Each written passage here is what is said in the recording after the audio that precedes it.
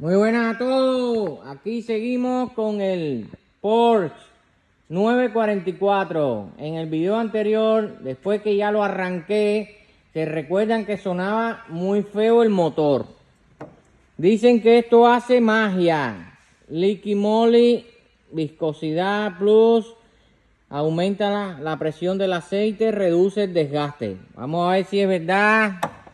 Vamos a echárselo. Y con ustedes presentes vamos a ver si de verdad reduce ruidos. Dice que lo hace al instante. Así que vamos a ver si es verdad. Espérense un momento, no se me vayan, no se me vayan. Que ya vamos a arrancar.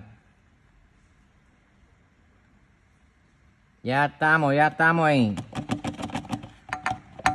Ya vamos a arrancar el coche.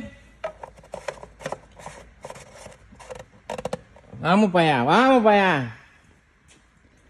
Vamos a ver.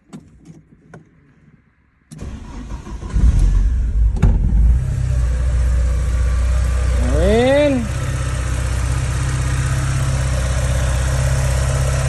Ya no suena, ya no suena. Ya se escucha bien.